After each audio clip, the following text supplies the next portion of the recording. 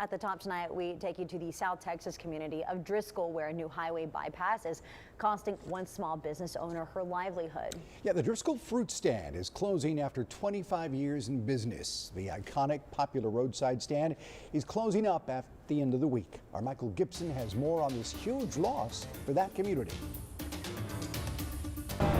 This is the Driscoll fruit stand. It sits smack dab in the middle of town, right off of Highway 77.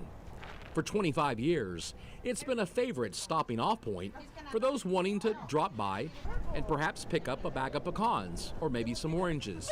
Sometimes you can even buy a baby chihuahua.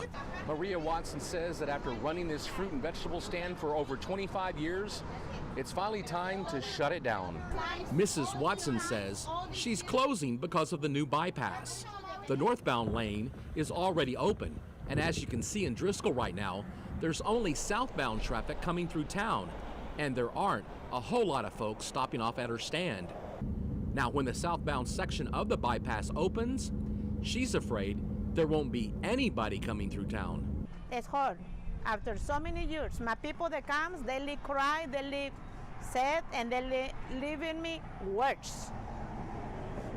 But what else can I do? Word of this iconic Driscoll landmark closing has not only spread around town, but the area as well.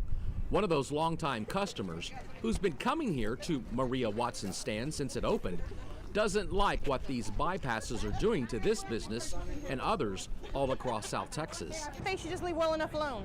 They're building overpasses even in Raymondville and up the valley. They're building overpasses and stuff that I think are totally useless. They should just leave well enough alone, because then all the little mom and pop places that are down here, you're way up here, you don't see them in time to exit. Another customer says we're all losing out by this fruit stand closing. It's terrible that a place like this would be closing, because we need this kind of interaction. We need to be outdoors. We need to be in with the nature and knowing where our produce comes from and knowing what's on it and so forth. Maria Watson says she's not exactly sure what she and her family are going to do now, as their business is set to shut down in just a few more days. For the last month, I've been crying so much that I don't have no tears left. Yeah, it's a real hard decision. Maria says that closing up her family business has been so stressful that she hasn't been able to eat. We've gone through some really hard days because this is one of my babies. Maria says she doesn't feel much like celebrating Thanksgiving because she closes down her stand on Sunday, and with it, a little piece of all of us dies with it. From Driscoll, Michael Gibson, 3 News. Keeping Maria and her family in our prayers. Thank you, Michael, for that report.